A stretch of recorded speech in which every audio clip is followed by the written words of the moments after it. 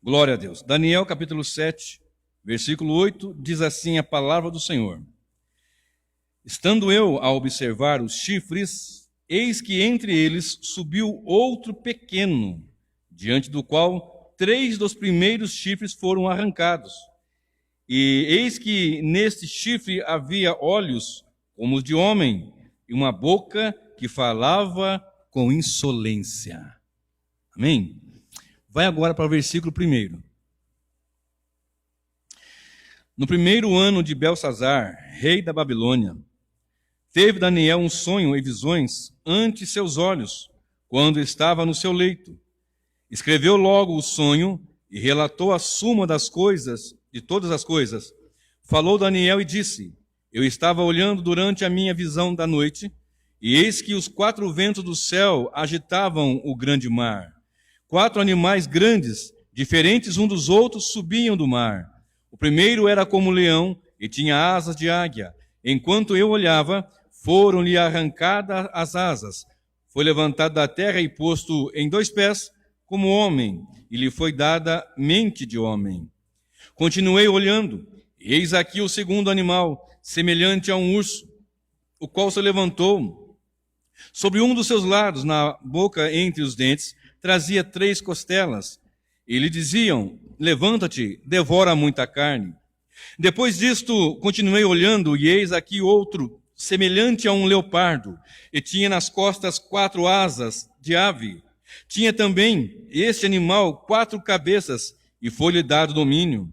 Depois disso, eu continuava olhando nas visões da noite, e eis aqui o 4º animal, terrível, espantoso e sobremodo forte, o qual tinha grandes dentes de ferro. Ele devorava e fazia em pedaços, e pisava aos pés o que sobejava. Era diferente de todos os animais que apareceram antes dele, e tinha 10 chifres. Estando eu a observar os chifres, eis que entre eles subiu outro pequeno, diante do qual 3 dos 3 chifres foram arrancados. E eis que neste chifre havia olhos como de homem, e uma boca que falava com insolência. Continuei olhando, até que foram postos uns tronos, e o ancião de dias se assentou. Sua veste era branca como a neve, e os cabelos da cabeça como a pura lã. O seu trono era um chama de fogo, e suas rodas eram fogo ardente. Um rio de fogo manava e saía diante dele. Milhares de milhares o serviam, e miríades de miríades estavam diante dele. Assentou-se o tribunal e abriram-se os livros. Então estive olhando por causa da voz das insolentes palavras que o chifre proferia. Estive olhando e vi o que o animal foi morto, e o seu corpo desfeito e entregue para ser queimado. Quanto aos outros animais, foi-lhe tirado o domínio. Todavia, foi-lhes dado prolongação de vida por um prazo de um tempo. Eu estava olhando nas minhas visões da noite, e eis que vinha como as nuvens no céu, como o filho do homem, e dirigiu-se ao ancião de dias, e o fizeram chegar-se até ele. Foi-lhe dado domínio, e glória, e o reino, para que os povos, nações e homens de todas as línguas o servissem. E o seu domínio é domínio eterno, que não passará, e o seu reino jamais será destruído. Quanto a mim, Daniel, o meu espírito foi alarmado dentro de mim, e as visões da minha cabeça me perturbaram. Cheguei-me a um dos que estavam perto e lhe pedi a verdade acerca de tudo isso. Assim ele me disse e me fez saber a interpretação das coisas. Estes grandes animais, que são 4 reis que se levantarão da terra. Mas os santos do Altíssimo receberão o reino e o possuirão para todo sempre, de eternidade a eternidade. Então tive desejo de conhecer a verdade a respeito do 4º animal, que era diferente de todos os outros, muito terrível, cujos dentes eram de ferro, cujas unhas eram de bronze, que devorava, fazia em pedaços e pisava aos pés o que sobejava. Também a respeito dos 10 chifres que tinha na cabeça, e do outro que subiu, diante do qual caíram 3. Daquele chifre que tinha olhos e uma boca que falava com insolência, e parecia mais robusto do que os seus companheiros. E eu olhava, e eis que este chifre fazia guerra contra os santos e prevalecia contra eles. Até que veio o ancião de dias e fez justiça aos santos do Altíssimo. E veio o tempo em que os santos possuíram o reino. Então ele disse: o quarto animal será um quarto reino na terra, o qual será diferente de todos os reinos, e devorará toda a terra, e a pisará aos pés, e a fará em pedaços. Os 10 chifres correspondem a 10 reis, que se levantarão daquele mesmo reino, e depois deles se levantará outro, o qual será diferente dos primeiros, e abaterá a 3 reis. Proferirá palavras contra o Altíssimo, magoará os santos do Altíssimo, e cuidará em mudar os tempos e a lei. E os santos lhe serão entregues nas mãos por um tempo, 2 tempos e metade de um tempo. Mas depois se assentará o tribunal para lhe tirar o domínio, para o destruir e o consumir até o fim. O reino e o domínio e a majestade dos reinos debaixo de todo o céu serão dados ao povo do santo do Altíssimo. O seu reino será reino eterno, e todos os domínios o servirão e lhe obedecerão. Aqui terminou o assunto. Quanto a mim, Daniel, os meus pensamentos muito me perturbaram, e o meu rosto se empalideceu, mas guardei essas palavras, essas coisas no coração. Amém, meus irmãos? Uma leitura mais completa do capítulo, uma leitura extensa, para ficar mais claro depois o contexto, para nós entendermos melhor. Meus irmãos, assim como eu estava dizendo antes de começar a pregar, esse assunto aqui, sobre o anticristo, os assuntos escatológicos, tem várias linhas interpretativas, tem muitas pessoas ensinando de um jeito e de outro, e nós buscamos, como uma igreja reformada que somos, o máximo possível na clareza do Evangelho. Eu já falei aqui e vou repetir. Há coisas que a resposta mais honesta, mais decente, é dizer: não sabemos. Vamos estudar, vamos orar. Tem coisas que na eternidade vamos saber, mas tem coisas que já ficaram mais claras. Mas para essas coisas precisamos de um estudo exaustivo, diligente e constante para entender. Por isso eu fiz questão de seguir essa linha hoje, por conta da mensagem que eu preguei semana passada, domingo, e tenho a expectativa de continuar pregando mais umas 3 ou 4 na sequência, para entendermos esses assuntos. E falar do anticristo, o chifre pequeno. Quando você falar ponta pequena, talvez na sua versão esteja escrito ponta pequena, você sabe que é o anticristo. Mas o que é anticristo? Ante, o Senhor Jesus. Aquele que é ante, está em contrário a ou em lugar de. A palavra quer dizer isso. Está no lugar dele, ou quer estar no lugar dele, ou quer estar em oposição a ele, quer estar contra ele. Nós vamos ler algumas passagens aqui, e você vai entender um pouco melhor.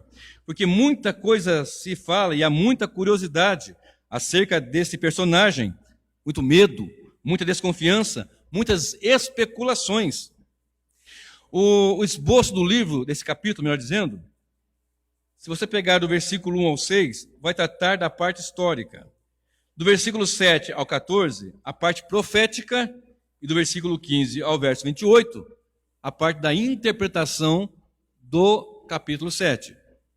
Você vai achar um outro personagem que eu vou pregar também na sequência, no capítulo 8, que também tem uma ponta, que também faz alguma coisa semelhante a este do capítulo 7 do livro de Daniel. E este do capítulo 8 é o anticristo protótipo, é um tipo do anticristo que vai se levantar. E no capítulo 7 é o anticristo escatológico. Eu me recordo de uma frase que eu falei semana passada, na mensagem sobre as 70 semanas de Daniel, que eu disse assim: estou pregando escatologia pura, e de fato é, como hoje também. Mas eu não disse que escatologia é o estudo das coisas futuras, escatos, mais logia, estudo das coisas que virão ainda. Mas como que é escatologia se tem coisas que eu falei, por exemplo, há 70 semanas, já encerrou e fechou em Jesus?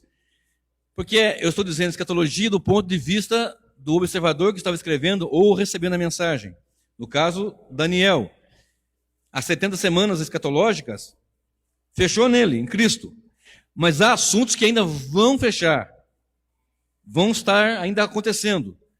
E aqui nós temos algo futuro, com alguma coisa que aconteceu no futuro, da partir de Daniel, mas que já cumpriu, os reinos, por exemplo, e coisas futuras que vão acontecer dentro em breve.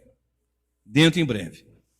Então, meu primeiro conselho pastoral nesta noite, vocês que estão aqui hoje, que vieram aqui pela primeira vez e que são muito bem-vindos, meu primeiro conselho pastoral cristão, de irmão e de amigo, é: esteja firme em Jesus. Porque estando firme em Jesus, está guardado de todos os males. Eu tenho uma mensagem no meu canal e ela está dizendo assim, o título da mensagem é assim: o anticristo e a igreja em paz. Porque é uma perseguição, aliás, há um medo, das pessoas têm um medo muito grande, e o medo ele vem por causa do desconhecido. O desconhecido sempre nos causa medo, não é assim? Tudo que é desconhecido causa uma estranheza, causa um medo. Inclusive uma alimentação, uma comida. Você vai para outra cidade, para outro país, a pessoa te oferece uma comida que você não conhece, não sabe o que é, você olha para aquilo ali, aquilo dá medo. O que será que é isso? É azedo? É amargo? É gostoso? É ruim? E a pessoa fala: é muito gostoso, mas você, talvez o seu paladar não dê. Dá um certo medo. Isso é natural. É natural do ser humano. É natural. E as pessoas começam a ter medo a partir do desconhecer do Deus que serve. Quando a pessoa não conhece o Deus que serve, ela tem medo. Mas quando ela começa a conhecer e saber que o Deus Todo-Poderoso reina, observe comigo. Daniel 4, verso 26. Olha só, vira as páginas da Bíblia aí, olha comigo aí, Daniel 4, verso 26. Isso aqui foi o sonho que Nabucodonosor teve, e que o Senhor Deus deu interpretação para Daniel. Daniel entregou para ele. E no versículo 4, no versículo 26, diz assim: quanto ao que foi dito, que se deixasse a cepa da árvore com as suas raízes, o teu reino tornará a ser teu, depois que tiveres conhecido que o céu reina. Que o céu reina. Daniel estava instruindo Nabucodonosor, o rei que teve um sonho. Vou falar alguma coisa daqui a pouco. E ele disse assim: olha, você vai passar 7 tempos, ou 7 anos. E ele foi comer capim mesmo, deixou do trono e foi comer capim. E depois de 7 anos ele foi restabelecido ao trono, até que você reconheça que o céu reina. Então, quero que você entenda a partir de sempre, se você nunca ouviu isso, mas aprenda agora, que quem domina, quem comanda é Deus. Deus comanda o céu, Deus comanda a terra, Deus comanda o inferno, Deus comanda o macro e o micro-universo. Tudo está debaixo do comando, da soberania, do domínio do Senhor nosso Deus. Ele é o Senhor. Ponto. Algumas pessoas chegam e dizem assim: pastor, quando eu trabalhava na área da saúde, pastor, será que eu posso dar vacina para o meu filho? Porque saiu uma notícia no WhatsApp, no Facebook, na internet, no YouTube, na televisão, de que as vacinas estão com veneno, com alguma coisa mortífera para dissipar as famílias, para matar as crianças, para diminuir a população de 8 bilhões para 500 milhões. Isso é verdade e tal. E as pessoas vão lá e não vacinam as crianças, e a criança às vezes morre e fica doente porque não foi vacinada, aquele medo. Eu quero dizer uma coisa que eu já falei outras vezes e repito: não morre ninguém, nem salvo e nem ímpio, ninguém, se Deus não permitir. Satanás não mata ninguém, se Deus não permitir. Ele pode cair doente numa cama, pode ser os maiores médicos ali. Se Deus falar que vai morrer, pode ser maior tecnologia, dinheiro, riqueza. Vai para a Suíça, vai para os Estados Unidos, vai para o Japão, não adianta. Se chegou a hora, ele vai. E se Deus falar que não chegou a hora também, pode ser a pior doença, o pior veneno, o pior sei lá o que for. Deus não vai deixar morrer, pronto, quem manda é Deus. O dono da vida é o Senhor. Ele tem a chave da morte e tem a chave do inferno. Quem comanda é o Senhor. Amém, meus irmãos? Glória seja dada ao seu santo nome. Então, o céu reina, o domínio está diante do Senhor. Observe comigo essa grande verdade no capítulo 7 e no versículo 2. Olha bem. Falou Daniel e disse: eu estava olhando durante a minha visão da noite, e eis que os 4 ventos do céu agitavam o grande mar. O grande mar, no contexto geográfico, é o mar Mediterrâneo. Eu quero que você entenda o seguinte: o céu domina e o céu reina. Quem agitou os 4 ventos, norte, sul, leste e oeste? Quem que estava agitando o grande mar? Do contexto geográfico, quando você lê grande mar na Bíblia, Mediterrâneo. Mas no contexto profético, mar, são povos. É a convulsão dos povos, a agitação dos povos. E na agitação, na convulsão dos povos, na agitação que Deus fez soprar o vento, essa é a linguagem. Deus que fez essa convulsão, Deus que permitiu, Deus que decretou, a melhor palavra é essa convulsão. E ele estava olhando, e quando ele olhou, ele viu que 4 grandes animais se levantavam, e 4 animais diferentes uns do outro. Quando você olha para o capítulo 2 do livro de Daniel, você vai ver Nabucodonosor tendo um sonho. O rei Nabucodonosor, o imperador, ele teve um sonho, de maneira que quando ele sonhou, ele ficou perturbado com aquele sonho e chamou seus adivinhos, os mestres, os sábios, para que lhe desse a interpretação do sonho. Mas ele não contou o sonho. Olha, eu quero que vocês são sábios, são adivinhos. E aqui os teólogos dizem que ele estava testando ou ele tinha esquecido, não lembrava a si mesmo. É algo que lhe perturbava, tirou a paz e queria matar todos. E alguém disse, olha, tem um ali, assim, assim e tal. Aí vem Daniel. E Daniel interpreta o sonho dele pelo Senhor. E o sonho tinha uma estátua. Guarde essa estátua na sua mente. Nessa estátua muito grande, tinha cabeça de ouro, ouro fino. Tinha o peito e os braços de prata, o ventre e os quadris de bronze, as pernas de ferro e os pés em parte de ferro e em parte de barro. E aquilo tirou a paz dele, que depois ele olhou aquilo, aquela grande estátua com aquilo tudo, e de repente uma pedra cortada de um monte, sem auxílio de mãos, é lançada aos pés daquela estátua e ela é derrubada, se faz um monte. E aquela pedra que foi cortada foi crescendo, crescendo e encheu a terra. E aquilo perturbou a mente de Nabucodonosor. E Deus deu a interpretação para Daniel. E ele disse, e a interpretação é esta: a cabeça da estátua é o reino de Babilônia, o reino babilônico. O peito de prata e os braços de prata são os impérios, é o império Medo-Persa. Medo-Persa. 2 impérios que se juntaram, 2 potências que se juntaram e conquistaram muitos. Inclusive, a Babilônia foi conquistada pelo Império Medo-Persa, que por sua vez foi conquistada pela Grécia, pelo Império Grego-Macedônio. Ventre de bronze, quadris de bronze. E as pernas de ferro e os pés em parte de ferro e barro é o Império Romano. Então você olha 2 braços, Medo-Persa, você olha 2 pernas, o Império Romano, ocidental e oriental. Então, queridos, e ele teve um outro sonho. E nesse sonho nós lemos aqui, e Daniel teve um sonho, e esse sonho ele teve visões de animais, que são a interpretação desses impérios. Observe comigo. Daniel 7, verso 3. Vou ler o 2 e o 3. Falou Daniel e disse, eu estava olhando durante a minha visão da noite, agora Daniel que sonhou, e eis que os 4 ventos do céu agitavam o grande mar. 4 animais grandes, diferentes uns dos outros, subiam do mar, dos povos, da convulsão dos povos. Então ele olhou e viu 4 grandes animais. Primeiro, ele viu um leão, que é igual à cabeça de ouro daquela estátua. É o Império Babilônico. Um leão com asas de águia. Leão e águia são símbolos da realeza. Foi um império devastador. Foi um império glamuroso. Foi um império que teve grandes conquistas. E simbolizado pela cabeça de ouro e pelo animal, como leão com asas de águia. Depois ele viu um segundo animal, que é o urso, representando a Medo-Persa. E esse urso tinha 3 costelas na sua boca. O Egito, a Síria e a Lídia, 3 impérios que ele conquistou. E depois ele viu um leopardo, que é o Império Greco-Macedônio. E depois ainda um animal terrível, que é o Império Romano. Queridos, tudo isso eu estou citando como pano de fundo histórico para nós chegarmos no chifre pequeno, para clarear mais, para dar mais contexto e firmeza no conhecimento. O Império Greco-Romano, ou Greco-Macedônico, ele foi um império que conquistou rapidamente outros impérios. Preste bem atenção. Alexandre, o Grande, em 13 anos, ele conquistou tudo do mundo antigo. Em 13 anos. Tanto que, na estátua, representa o ventre e o quadril de bronze.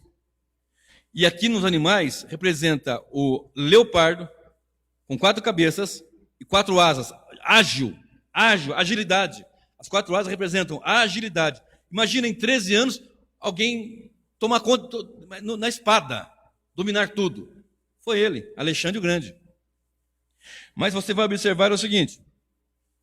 Esse Alexandre, vai lá comigo no versículo... deixa eu ver aqui. 6. Depois disso, continuei olhando.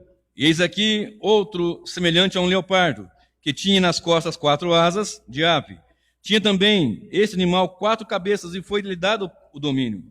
Depois disso, eu continuava olhando nas visões da noite, e eis aqui o 4º animal. Aí ele passa para o Império Romano. Mas quando ele vê esse animal ágil, o leopardo, com 4 asas, que representa também o ventre da estátua de bronze e o quadril de bronze, onde que dá agilidade para o movimento, para correr? O quadril, os ventos, o quadril. E as asas representam agilidade. Em 13 anos ele conquistou. Só que ele morreu, Alexandre. Jovem, com 33 anos, ele morreu. Foi cometido de uma enfermidade e morreu. E o seu reino foi dividido. Lembra das 4 cabeças? Um leopardo com 4 cabeças. O seu império foi dividido pelos seus 4 principais generais. Os seus 4 principais generais são Cassandro, Ptolomeu, Lisímaco e Seleuco. A Grécia e a Macedônia ficaram com Cassandro, Egito e Palestina com Ptolomeu, Trácia e parte da Ásia Menor com Lisímaco, Síria e grande parte do Grande Oriente com Seleuco. O 4º império era diferente de todos, é o Império Romano, que conquistou o Império Greco-Romano, Greco-Macedônio, e que foi terrível e assolador, pior do que os demais outros, que era tenebroso. Em 241 a.C. conquistou a região cartaginense, em 218 conquistou a Espanha, em 202 conquistou Cartago, em 146 conquistou Corinto, em 63 conquistou a Palestina. Quando Cristo nasce, o Império Romano está dominando a Palestina. Está dominando. E esse império caiu em 476 a.C. pelos bárbaros, caiu a parte oriental.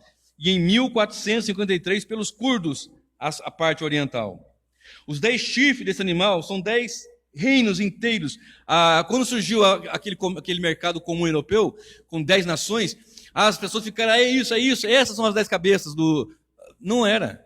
Os 10 chifres não era. Porque depois entrou mais nações, mais países. 10 quer dizer o quê? Uma inteireza de poder. Já vai chegar já no chifre pequeno. Volta comigo seus olhos para Daniel 7, verso 8.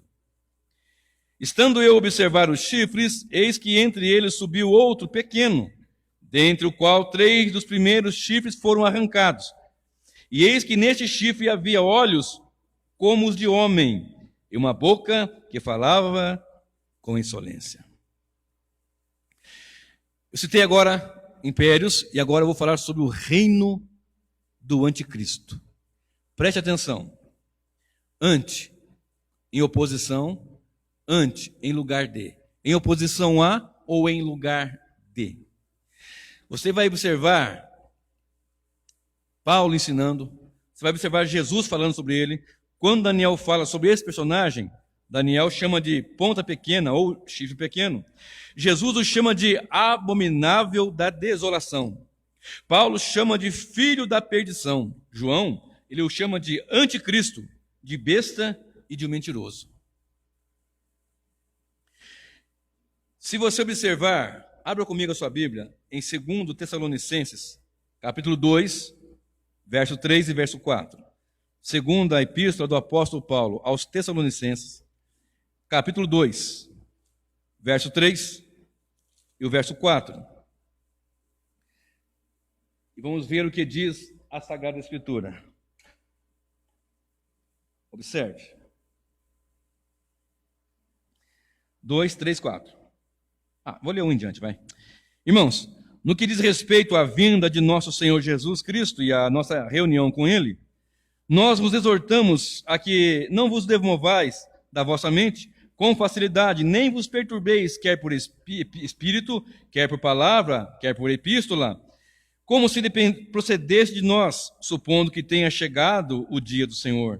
Ninguém de modo nenhum vos engane, porque isto não acontecerá, sem que primeiro venha a apostasia e seja revelado o homem da iniquidade, o filho da perdição, é esse anticristo, o chifre pequeno, o qual se opõe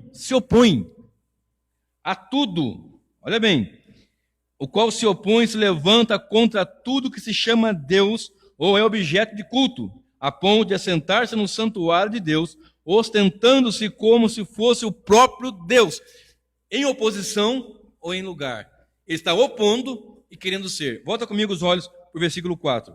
O qual se opõe. Quem é esse? O filho da perdição. O que Jesus chamou de o abominável da desolação.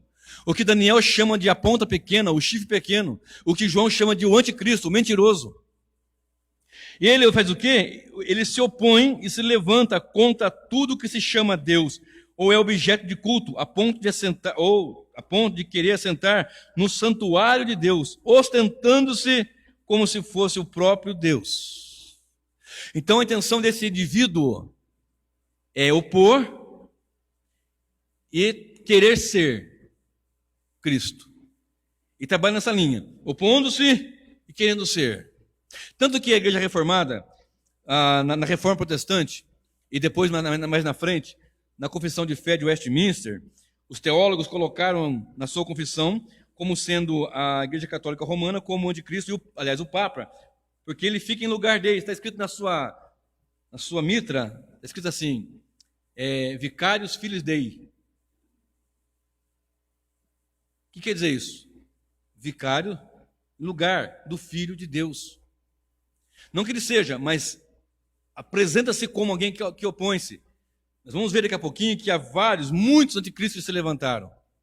Eu vou explicar isso com calma. Nem que eu leve 2, 3 mensagens, 2, 3 sermões. Abra comigo, 1 João 2,18. Vai lá. Primeira epístola de João, lá perto do Apocalipse. Se você chegar em Apocalipse, você volta um pouquinho, você vai achar. 1 João, capítulo 2, verso 18. Olha o que diz. Filhinhos, já é a última hora. E como ouvistes que vem o anticristo, também agora muitos anticristos têm surgido, pelo que conhecemos que é a última hora. Preste atenção. Vem esse o é um artigo definido. O anticristo. E muitos anticristos têm se levantado pelo mundo. Ora, como é que é o e como é que é muitos? É o porque é o personagem escatológico, a ponta pequena, o chifre pequeno, que Daniel cita no capítulo 7 e o versículo 8. E João diz assim, muitos anticristos têm se levantado. Todos quando se opõem, se opuseram e ainda vão se opor à mensagem de Cristo, à verdade de Cristo, ao evangelho de Cristo, e ainda querem se colocar na posição dele, dizendo ser ele. O próprio Senhor Jesus disse, olha, muitos se levantarão dizendo que sou eu, mas não é assim não. Não é dessa forma. Vão se levantar falsos profetas, vai ter muito engano no tempo do fim. E o versículo 18 continua dizendo, agora também muitos anticristos têm surgido, pelo que conhecemos que é a última hora. E você observa que isso é terrível. Olha agora comigo ainda, 1 João 4, verso 3, do ladinho aí. 1 João 4, verso 3 diz, vou ler o 2 e o 3. Nisto conheceis o Espírito de Deus. Todo espírito que confessa que Jesus Cristo veio em carne é de Deus. E todo espírito que não confessa a Jesus não procede de Deus. Pelo contrário, este é o espírito do anticristo, a respeito do qual tendes ouvido que vem e presentemente já está no mundo. Olhe para cá, por gentileza. Preste atenção. Guarde o que eu vou dizer agora. O anticristo é um espírito. O anticristo é um sistema. O anticristo é uma pessoa. Então vai se levantar o anticristo escatológico, o filho da perdição, que nós lemos no livro de 2 Tessalonicenses, capítulo 2, no versículo 1 a seguir. Em Tessalônica, as pessoas estavam ali apavoradas, porque eles imaginaram assim, olha, o Senhor já veio, nós ficamos. Aí Paulo vem, gente, não fique assim não.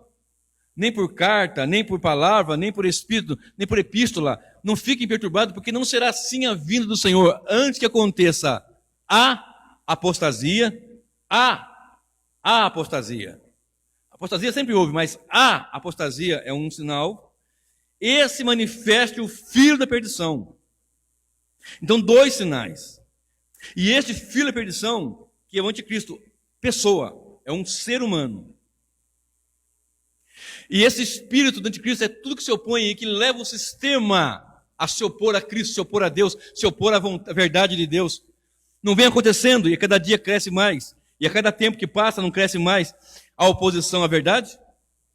Antigamente não era mais difícil você ver oposição à verdade do que hoje? Hoje as pessoas querem mudar a verdade da família e querem que faça descer a goela abaixo da igreja, da sociedade comum.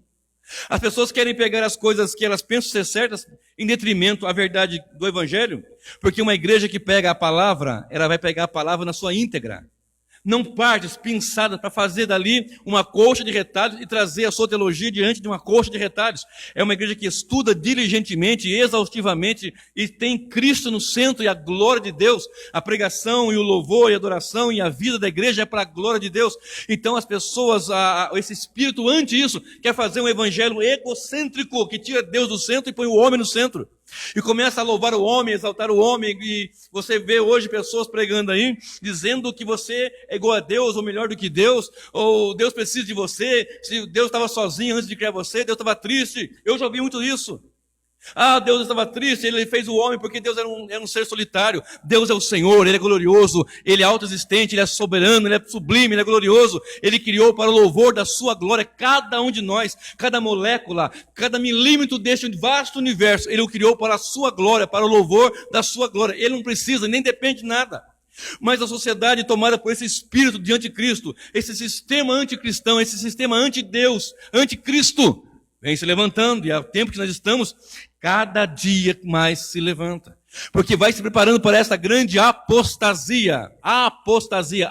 O que é apostasia? Deixar, sair, não estar. Abandono da verdade, abandono das coisas do Senhor. E observe, preste bem atenção. É um sistema, é um espírito, é uma pessoa. Vai comigo de novo para o capítulo 7 de Daniel, e olha ali. E eu estava olhando, estando eu observar os chifres, estava observando a sua visão. Eis que entre eles subiu outro chifre pequeno, diante do qual 3 dos primeiros foram arrancados. Eis que nesse chifre havia olhos como de homem, e uma boca que falava com insolência. A linguagem escatológica, a linguagem de Daniel e a linguagem em Apocalipse é cheio de simbolismos, é cheio de figuras assim. Então era um chifre, imagina um chifre com olhos e com boca e que falava com insolência. Chifre é na tipologia, sempre você vê chifre, simboliza poder. Simboliza poder. Então será um poder, alguém com poder. E agora presta bem atenção. Preste bem atenção. Abra comigo agora a sua Bíblia em Apocalipse 13 e o verso 18. Apocalipse 13 e o verso de número 18. Diz assim. Deixa eu correr lá. Aqui está a sabedoria.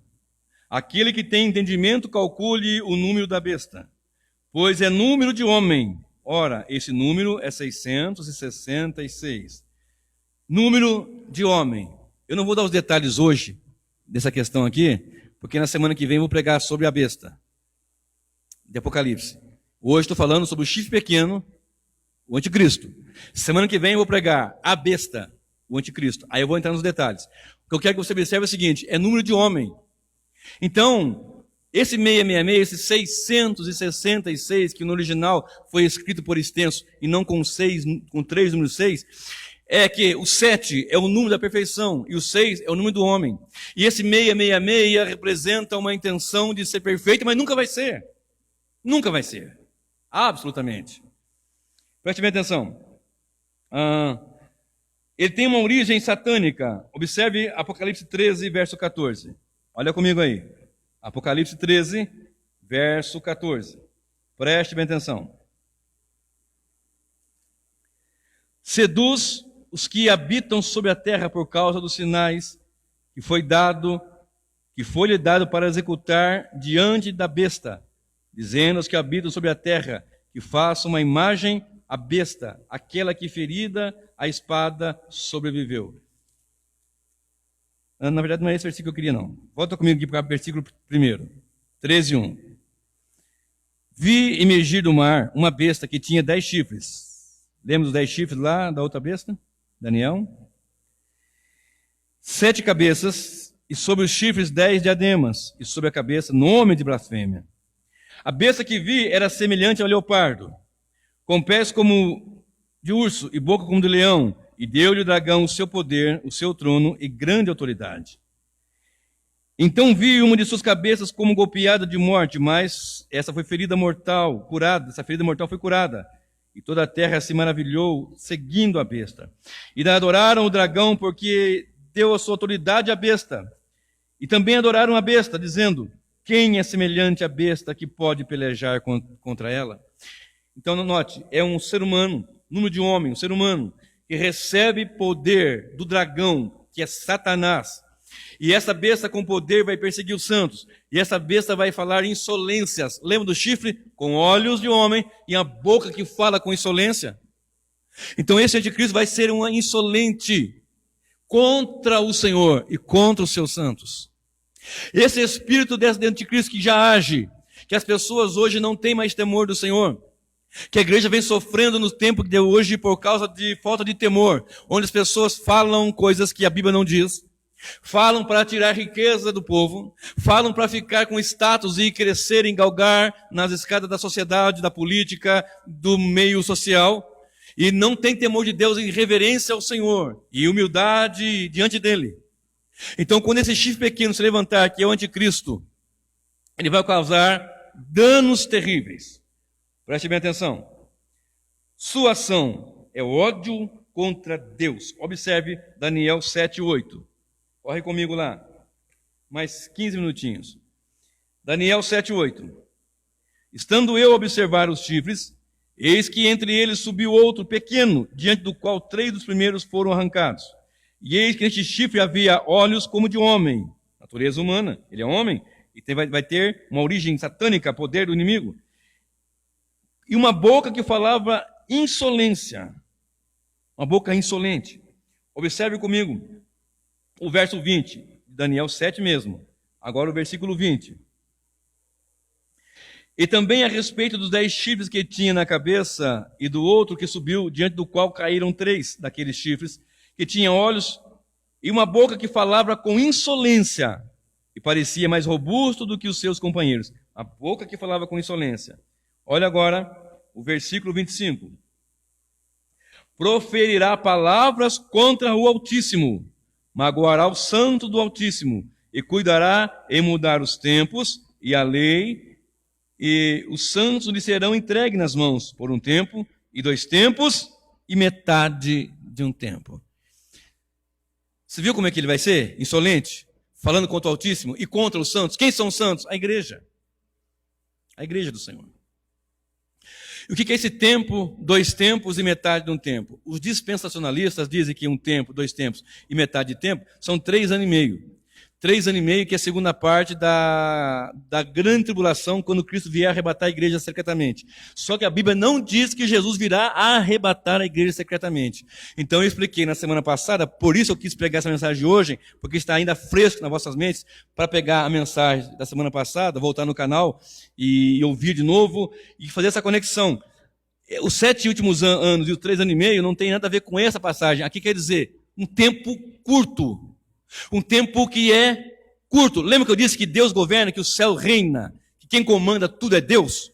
Não cai uma folha de uma árvore, um fio de cabelo no chão sem Deus permitir. Deus é que decreta tudo. Ninguém morre e ninguém nasce se não for pelo decreto de Deus. As pessoas têm medo de macumba, frango na encruzilhada, vela preta, medo de sombras, de tudo. Mas estão deixando de ter medo de Deus, de temer a Deus, de temer ao Senhor. Aquele que além de matar o corpo, ele pode lançar a alma e tudo no inferno. Essa é a grande verdade. Então nós temos que aprender a cultuar Deus e a celebrar o Senhor em nossos cultos, a adorar a Ele pela sua grandeza, pela sua glória, pelo seu poder e pelo seu total domínio e soberania.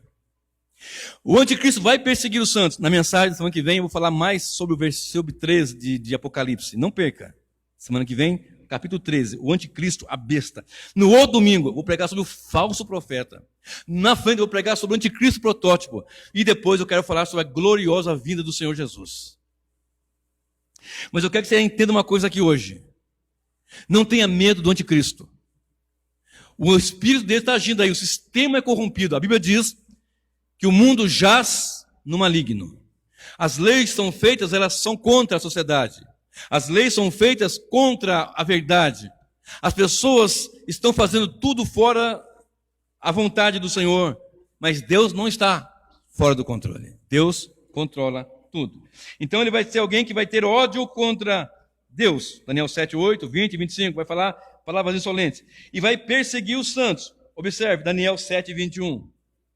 Eu olhava, e eis que esse chifre fazia guerra contra os santos e prevalecia contra eles. Vai fazer guerra aos santos e vai prevalecer. Observe.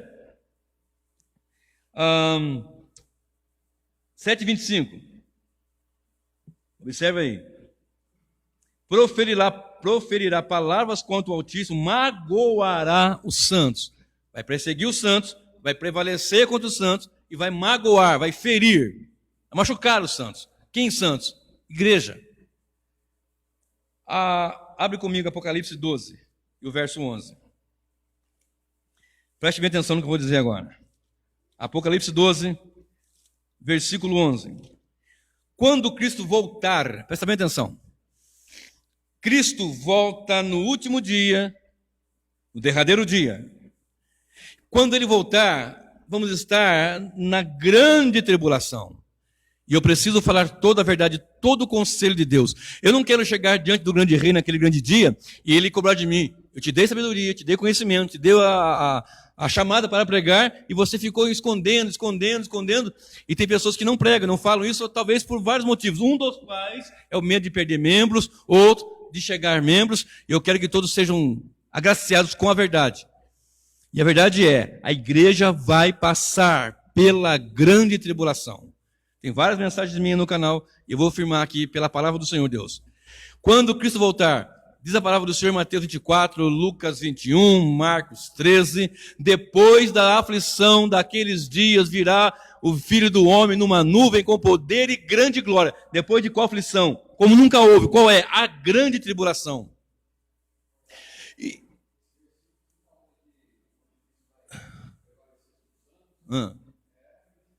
É grande tribulação. Exatamente. É a grande tribulação. Ele vai prevalecer contra os santos. Agora, presta atenção. Deus não guarda a sua igreja? Guarda. Não está escrito ali em 1 Tessalonicenses 1:10, se não me falha a memória. Acho que é 1:10. Deve ser isso. Está escrito assim, que ele guarda os seus, como é que é? Ele vai proteger, guarda da ira vindoura. A ira vindoura que está guardando ali, os santos, é a ira de Deus, não do anticristo. Vai perseguir e vai prevalecer contra os santos.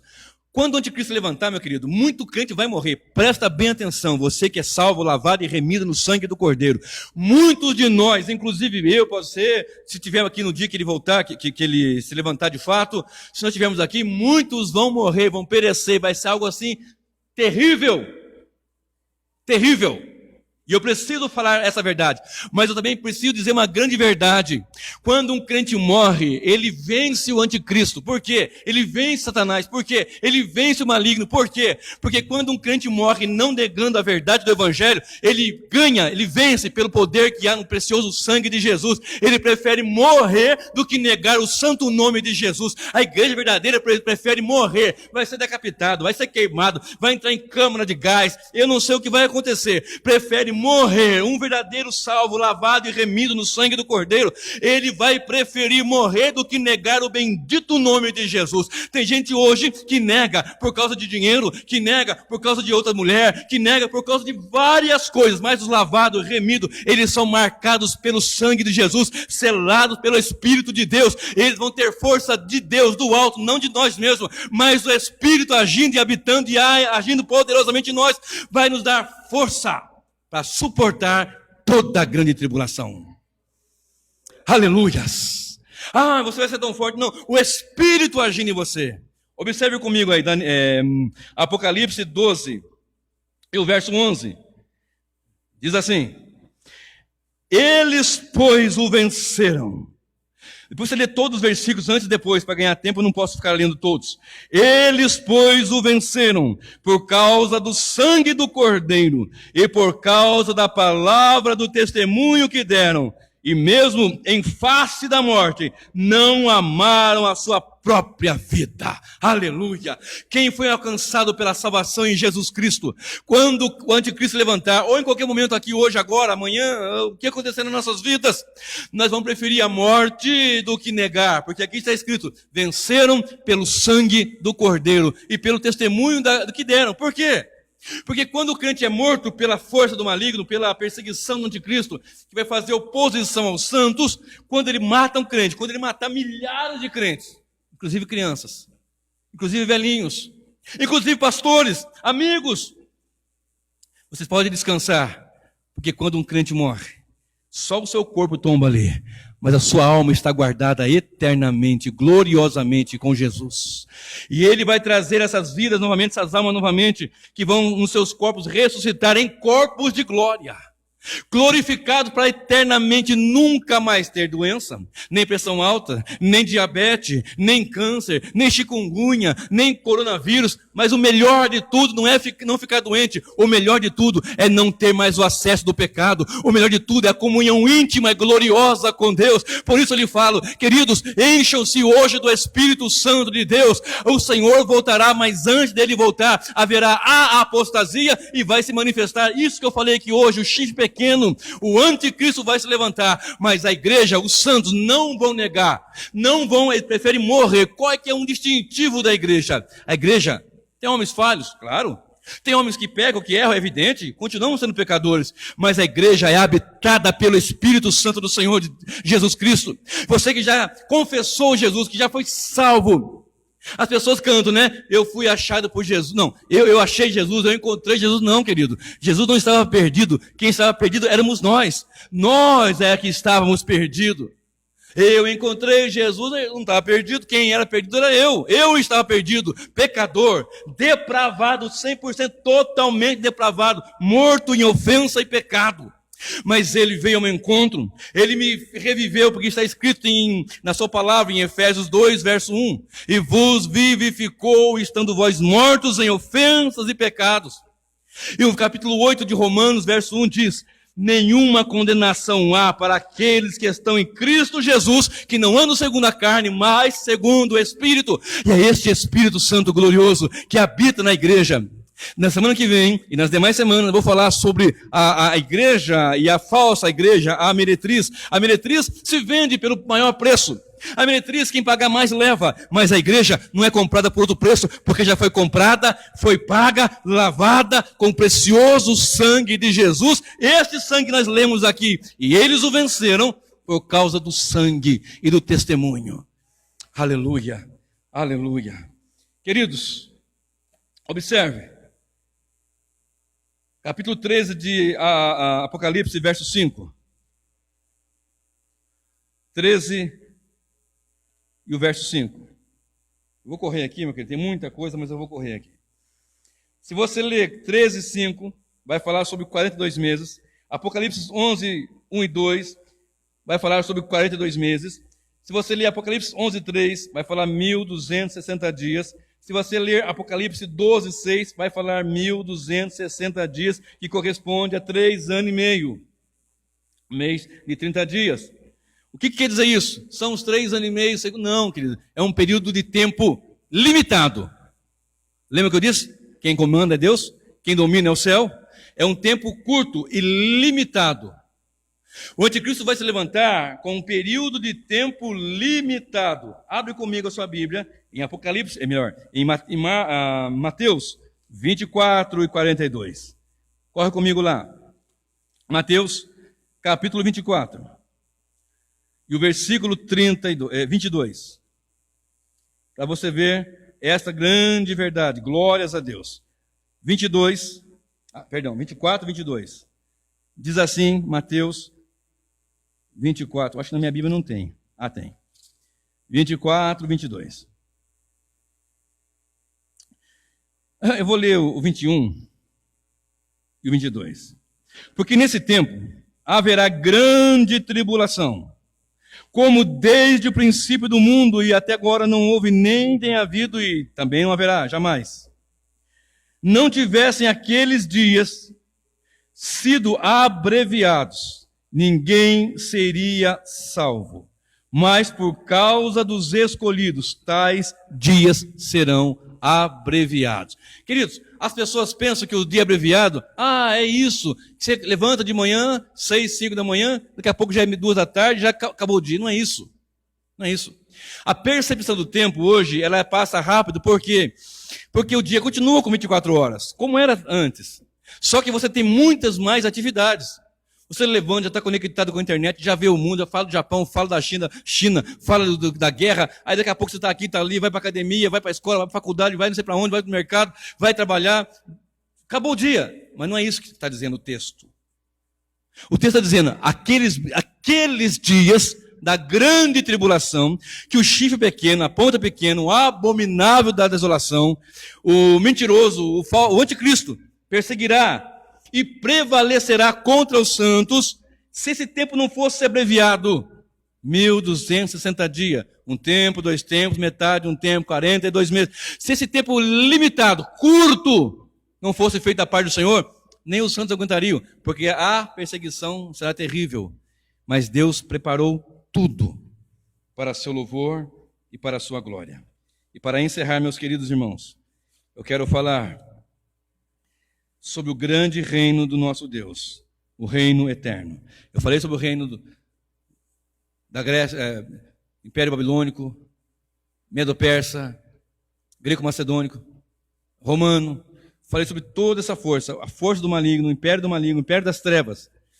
A propósito, em Colossenses 1 e 13, está escrito, Ele, o Senhor, nos libertou do império das trevas e nos transportou para o reino do Filho do seu amor. Você que está em Cristo, você foi tirado do reino das trevas, do império das trevas, e está agora no reino do Filho do amor, ou seja, do reino de Cristo. Está entendendo, meu irmão? Você consegue entender como é um privilégio glorioso servir a Cristo? Observe agora Daniel, capítulo 7, verso 13 e o verso 14. Eu estava olhando nas minhas visões da noite, e eis que vinha com as nuvens do céu, como o filho do homem, e dirigiu-se ao ancião de dias, e o fizeram chegar-se até ele. E foi-lhe dado o domínio, e glória, e os reinos para que os povos, nações e homens de todas as línguas o servissem. O seu domínio é domínio eterno, e não passará, e o seu reino jamais será destruído. O Império Egípcio dominou, a Síria dominou, um tomou o outro. O Império Babilônico foi dominado pelo Império Medo-Persa, que foi dominado pela Grécia, que foi dominado pela Roma, que foi dominado pelos... Aí vai. Mas este reino não terá fim. O reino de Jesus Cristo é um reino de eternidade a eternidade. Não terá fim. Observe, Daniel, capítulo 2, verso 44 e o verso 45. Vai lá comigo, rapidamente. Daniel 2, 44 e o verso 45. Diz assim a palavra do Senhor. Mas, nos dias desses reis, o Deus do céu suscitará um reino que não será jamais destruído. Este reino não passará a outro povo. Esmiuçará e consumirá todos esses reinos, mas ele mesmo subsistirá para sempre.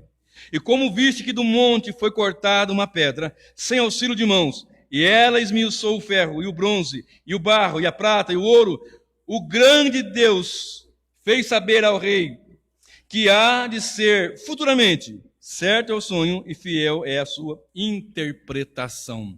Daniel interpretando o sonho. E este reino não terá fim. Queridos, observe. Eu já falei agora há pouco sobre essa grande perseguição do anticristo. Mas observe, Daniel 7, 26, o que está escrito. Daniel 7, 26. Olha o que está escrito. Mas depois se assentará o tribunal para lhe tirar o domínio, para o destruir e o consumir até o fim. O tribunal será estabelecido pelo Senhor para destruir o chifre pequeno, a ponta pequena, o abominável da desolação e o exterminar até o fim. Verso 11 agora, 7:11. Então eu estive olhando por causa da voz das insolentes palavras que o chifre proferia. Estive olhando e vi que o animal foi morto e o seu corpo desfeito e entregue para ser queimado. Você está entendendo isso? Vai perseguir os santos, vai prevalecer, vai proferir palavras insolentes, vai fazer oposição, mas o estabelecimento do trono do Senhor. Daniel aqui no versículo 13. Eu estava olhando na minha visão e vinha com as nuvens do céu, como o Filho do Homem. Aqui está falando da volta gloriosa de Jesus. E se você olhar para o livro de 2 Tessalonicenses, que nós citamos agora há pouco, vamos lá? 2 Tessalonicenses, capítulo 2, verso 8, se não me falha a memória. 2 Tessalonicenses 2, e o verso 8. É isso mesmo. Vou ler o 7 e o 8. Com efeito, o mistério da iniquidade já opera, e aguarda somente que seja afastado aquele que agora o detém. Então, será de fato revelado o iníquo. Esse aqui é o anticristo, esse aqui é a ponta pequena. A quem o Senhor Jesus matará com o sopro da sua boca e o destruirá pela manifestação da sua vinda. Está escrito isso na sua Bíblia? Está escrito isso aí? Está vendo como é glorioso servir a Cristo e gloriosamente aguardar a sua bendita vinda? Nós sabemos que nós somos perseguidos de todo lado e vai haver uma perseguição muito terrível, muito ferrenha, imediatamente antes da sua vinda. A apostasia e a manifestação do filho da perdição, do iníquo, do chifre pequeno, da ponta pequena, da besta, que eu vou falar domingo que vem. E essa manifestação será um período muito difícil. Mas nesse período, a igreja será gloriosamente guardada pelo Senhor. Para concluir, o céu reina. Deus tem um governo e Deus tem um controle. Há governos que estão estabelecidos, mas não têm o controle. Já viram isso? Tem governos terrenos que são governantes, presidentes, governadores. Eles têm um governo, mas não têm um domínio. Por exemplo, no Chile e outros países por aqui perto, e outras nações, tem um governo, mas não tem controle. Então é uma bagunça. Mas o governo de Deus não, ele tem o governo e tem o controle. Observe comigo Isaías 46, verso 10, eu vou só citar, que diz que Deus anuncia o fim desde o início. Ele tem todo o domínio. Ele anuncia o fim desde o início. Deus fala o que vai acontecer lá no fim, desde o início. A Bíblia nos informa que o mundo jaz no maligno. E eu faço uma pergunta: qual é o nosso proceder diante disso? E diante do Deus tão grande e tão poderoso? Aprendemos hoje aqui um pouco sobre o chifre pequeno, a ponta pequena, o iníquo, o anticristo, citado em Daniel 7, verso 8. E falamos aqui sobre as grandes assolações que vêm dominando o mundo. As trevas vêm dominando de forma terrível. Eu estou dizendo, Deus está no controle. Mesmo sabendo que é um Deus que controla, que está permitindo, que faz parte do que Ele deixou escrito, que vai se cumprir, muitos serão provados, etc. Vou falar isso aqui na semana que vem, na outra. Observe. Feche um pouquinho seus olhos agora. Curva sua cabeça. E mediante ao sistema que vem se levantando, ao secularismo, ao mundanismo, a igreja tomada como se fosse uma empresa de negócios, a igreja que em muitos lugares é mais uma entidade financeira do que a igreja que prega a verdade do Evangelho.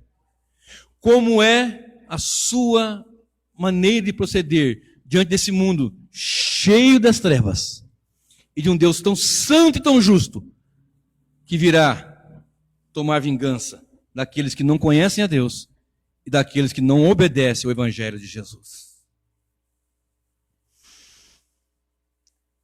O historiador Arnold Toynbee, ele disse: o mundo está pronto para endeusar qualquer novo César que consiga dar para a sociedade caótica unidade e paz. Qualquer novo César que se levantar aí que possa dizer, eu vou te dar unidade e paz, as pessoas vão aclamá-lo como o Messias.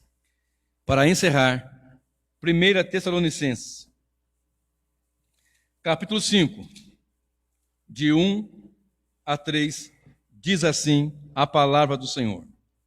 Irmãos, relativamente aos tempos e às épocas, não há necessidade de que eu vos escreva, pois vós mesmos estáis inteirados com precisão de que o dia do Senhor vem como ladrão de noite.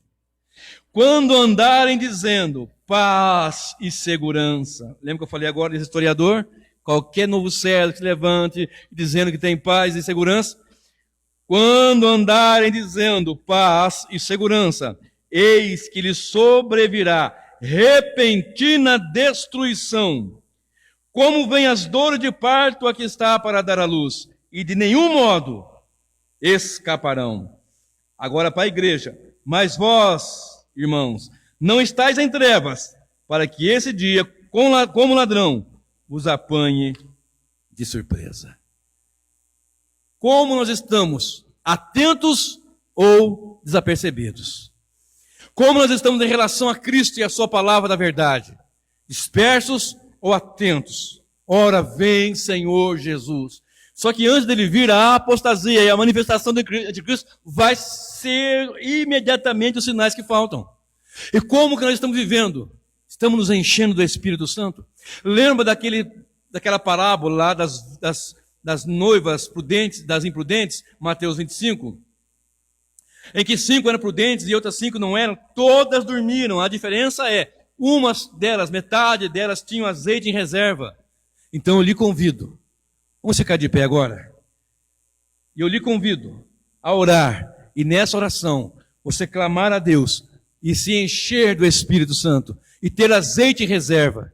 É tempo de encher as botijas, é tempo de nos enchermos do Espírito Santo, é tempo de nos enchermos da verdade do Evangelho, é tempo de nos enchermos do Espírito de Deus, é tempo de nos encher dessa graça gloriosa da verdade do Evangelho, para suportar tudo que temos que suportar, porque vamos vencer pelo sangue de Jesus e pelo testemunho que vamos dar em face à morte. Ainda que seja assim, vamos continuar firmes no Senhor.